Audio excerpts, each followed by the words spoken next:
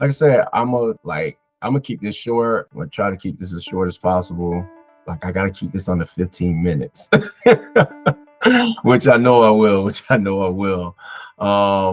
But another beautiful experience tonight, y'all. Another beautiful experience. Like more people are sharing, you're showing boldness. More people are exposing fears, and that takes, you know what I mean, boldness. And more people are starting to question old beliefs, which is definitely boldness. So I got back from Florida. Y'all know I had to go to my grandmother's funeral, and I decided I'm gonna hit y'all with a little fire and brimstone since I just got back from Florida, kind of like my grandma Sally. You know, she was a fire and brimstone type of woman. In the 50s, she had this little fire red Mustang, and her jam was Mustang Sally. You know what I'm saying?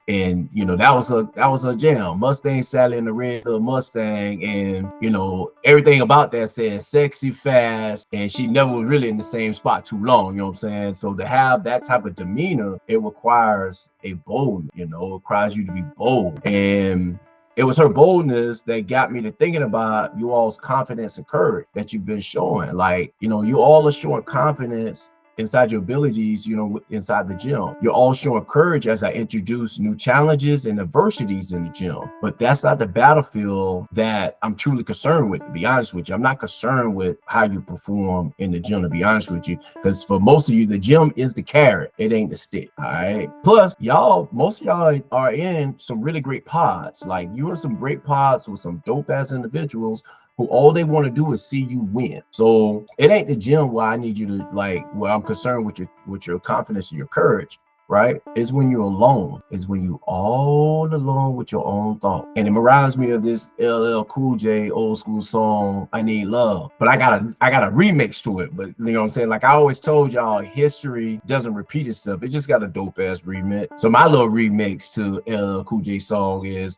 when I'm alone in my room, sometimes I hear my conscience call, telling me I'm nothing white like a pearly white dove, but just like every other night, I see I don't have love. All right, that was whack. All right, I know it was whack. I get it. I didn't say it was a good remix, okay? But all I'm saying is that when you're alone with your own conscience, it's your thought that's making it difficult for your roots to dig deep inside the soil. All right. And that is making it much harder and much difficult for you to take root because you're fertilizing your soil with fear. And I just want to let you know, like, it ain't your husband holding you back. It ain't your wife holding you back. It ain't your pastor holding you back. It ain't your friends holding you back. It ain't your thyroid. It ain't your anxiety. And it ain't what you don't know that's holding you back. It's you. It's you and your love of Fabio fear that's holding you back. And what's crazy is that when one of y'all tell me, well, I don't know, I just can't see it, it's immediately telling me that you're taking yourself out of the game. Like what I come to realize is that most people kill their victory before the journey even starts. Like, and I think about like, what if I told myself that I've been blackballed inside this personal training space? Or what if I told myself that it's too hard to get clients? Like, what if I told myself, damn, like these coaches know more than me? Like, what if I told myself there's coaches that got more experience than me? Like, I might as well just quit or go do something else because I'm never going to be able to coach people that I want to coach. Like, what if I would have told myself that? If I would have told myself that, I never would have met you. I never would have met you. I never would have met you. I never would have met you. I never would have met none of. Why? I definitely would have never met my wife. All right. So instead of choosing to look at, so what I opted for is to choose to look at, just to look at the target a little bit differently. Like I chose to look at it as a target that I need to hit. I started asking myself, what is it going to take for me to get more clients? Like, what is it going to take for me to become an authority inside this game? And what's dope is that I leaned into the characteristics like I already possess. Like I leaned into my delayed gratification skill set and my abilities to wait. Because I know if I wait long enough, eventually I'll get what I want, just like my wife. But all jokes aside, like I have patience, and I know I can persevere. And I don't care how bad it gets. I know that eventually everything's going to turn around for the better. Like, I understand the duality of life. Where there's good, there's bad. Where there's up, there must be a down. Where there's down, there must be a up. Where there's happiness, must be sadness. Where there's worry, must be joy. Life is a duality. And so inside that duality, I use it as a prerequisite before the gratification. So I focus on grinding every day. Day by day, grinding to become better. I focus every week, grinding. I focus month by month, grinding. Like I just grind and just remain focused on developing my craft. So I ain't worried about what the outcome was. But we developed this idea that, like, we can get this ideal body that we want. We can get it overnight, and we ain't got to do no work. And I really don't know where it come from, because, like, I can't blame social media for all of it. And I think in this current atmosphere, like, I got to blame the drug companies. I'm going to put some of this ownership on the drug company, because they just got some new drugs out, some new weight loss drugs out. So I'm going to blame the drug company. I'm going to bring the marketers. It's some of the marketers' fault of the drug companies. And it's the commercials that they pumping out. You know what I'm saying? Because I keep telling you, like, everybody's fighting for your attention. And make no mistake, companies know if they promise you your ideal body by making it cheaper, faster, and pain-free, we'll buy 3 of them. Like, we'll buy 3 right now. The infomercial runs be like, and just 3 easy payments of $19.95, you too can have the beach body that you want. You know what I'm talking about? And I'm saying, like, don't get me wrong, I'm not saying that's not possible for you to get the ideal body that you want in a short amount of time. I'm not saying it's not possible, because there are people who do it. What I'm saying is this, that the stats say the majority of us, it's going to take some time to get there. It's going to take a little time for the majority of us. And how long and how fast it takes will depend on your commitment, your consistency, your courage, your clarity, your confidence, and your certainty. It's your 6 C's. They are essential, and everybody don't have them. Most people, as soon as they hit a little bit of adversity, they quit. They lay down. Like, you run into a challenge and then you quit, and then you want to go tell a sob story about the adversity and why you quit. And, like, I'm just going to be real with you. I'm going to listen to you. I'm going to listen to you about 5, 10, 15 minutes max. And then after that, I'm going to cut you off, because all I want to know, okay, are you going to fight or are you going to quit? Because if you're going to quit, I need you to go sit in the corner. I need you to go someplace else. I need you to go over there. Because if you're going to fight, I'm going to stand right there with you and fight. I'm going to fight till all my teeth get knocked out, till both eyes are closed shut, and I got blood out my ear. Because there ain't nothing more powerful than overcoming something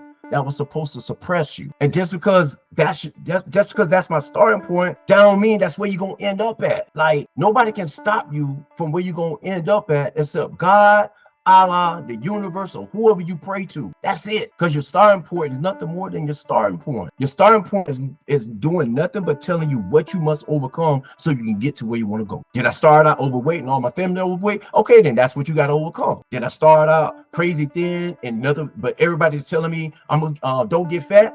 Then that's what you got to overcome. Did you start out learning carbs are bad, carbs are the devil? Okay, that's something you got to overcome. And then depending on what your starting point is what you will need inside you that you will overcome. It's already in you. But make no mistake, your starting point is just your starting point. And you ain't never going to stop me from getting where I need to be. Never.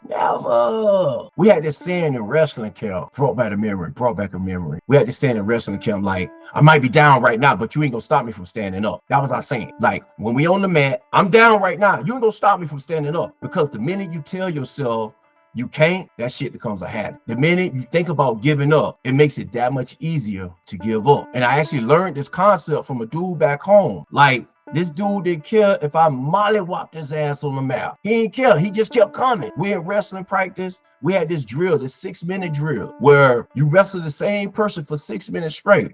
It didn't matter if you pinned that person. It didn't matter if you technical fault them, which means you beating them by 15 points. It didn't matter if you was on a major decision on them. That means that you beating them by 10 points. You had to wrestle all 6 minutes. So if you pinned this person, he stood right back up. The clock's still running. You technical fault this person, you just keep running the score up. You know what I'm saying? The match didn't stop until somebody tapped. And I'll never forget, I'm wrestling a dude. I'm pounding him into the cement. I'm already beating him by 10-0. And we still got 4 minutes left of wrestling. And I'm telling him, I say, dude, quit. I'm like, man, quit, man. Just tap already. Man, quit, man. Man, dude, won't you calm down? Like, this match over with. Go ahead, quit. Nah, player kept coming. He ain't never quit. And most of the time, whoever wrestled him, include me, we would tap. We would tap, and we the one kicking his ass. And I never forget, man. I was like, I talked to him like after one wrestling practice, I was like, bruh, like, dude, like, man, why don't you quit and practice in the practice matches? You know what I mean? When you get your ass handed to you, why you don't quit? That dude said in the calmest voice ever, he was like, Chris, I win more matches because people quit on me before I quit on myself. Like, I win more matches because people quit. And I don't want the reason why I lose a match is because I quit. So right now, yeah, the more I get my ass kicked, the better I'll be later. Because there's going to be a day when I don't fall for your fake single leg takedown. It's going to be a day when that happens. There's going to be a day when I'm the one doing the faking. I'm the one scoring all the points. So ever since I had that conversation with that dude, I started looking for beatdown. I wanted the pressure. Like, I was all of 140 pounds, and I'm tapping on the 178 pounder like, player, let's go. Let's lock up. We got 6 minutes. Let's do this. I'm tapping on the 198 pounder. Bro, let's go. It's me and you. What you talking about in your weight class? Let's go. I want the match. Let's go. Omar, you a heavyweight. Yeah, I'm going to get pounded by you too. Let's go, because I want the pressure. Because that's what happened in life. When life started lifing, it started applying pressure after pressure, and it's forming you into a giant-ass diamond. But the cold-blooded part, when you become this giant-ass diamond, you got to get cut. You got to get cut. And what I mean by that is life's only mission is to make you a better version of yourself. So it's going to apply pressure until you become a diamond. And then once you become a diamond, life got to cut those rough parts of you off. It got to cut you down until you're a nice, fine piece of hardware that everybody wants to be around. So you telling me you run into a lot of adversity and then you won't quit? Man, what we doing? For real. Like, what we doing for real? Because what's crazy to me, people spend less time wondering if they will quit than they do actually preparing to quit. All right, that came out a little funky.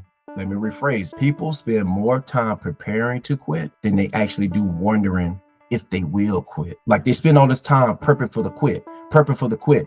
So when it's quitting time, they don't even have to wonder if they quit. They already got their blueprint made and designed. They know how they're gonna quit already. That's why they don't spend no time thinking of wondering about quitting.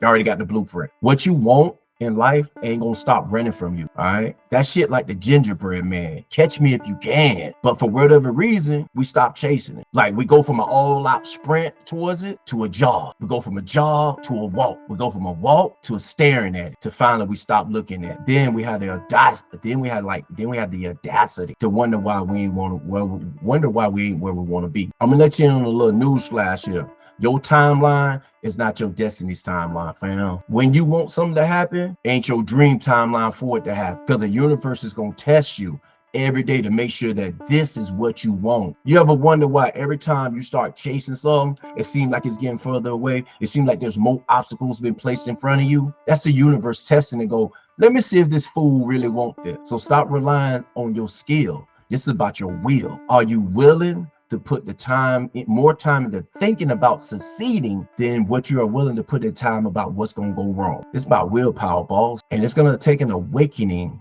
of your boldness so you stop preparing to quit. So I dare you. Better yet, I dare your boldness. Like, I dare your boldness to confront your comfort level, which is in holding you hostage in the same position week after week. I dare your boldness. Not better, I double dog dare your boldness to move, to do something, to increase your intensity level in your training. I double dog dare your boldness to do what you need to do to get within that +3 or -3 macros inside your meal plan. I double dog dare you to learn, double dog dare you in your boldness to learn something positively new about yourself that you didn't know yesterday. I double dog dare your boldness to face adversity. I dare your boldness to start saying, I can handle it. I double dog dare your boldness to start saying, I'm more capable, I'm more today than I was yesterday. I dare your boldness to stop looking at your obstacles like they're impossible mountains. Because last time I checked, fam, they ain't creating no new mountain. Man hasn't figured out a way to pick up a mountain and move it. You got to climb, son. So I dare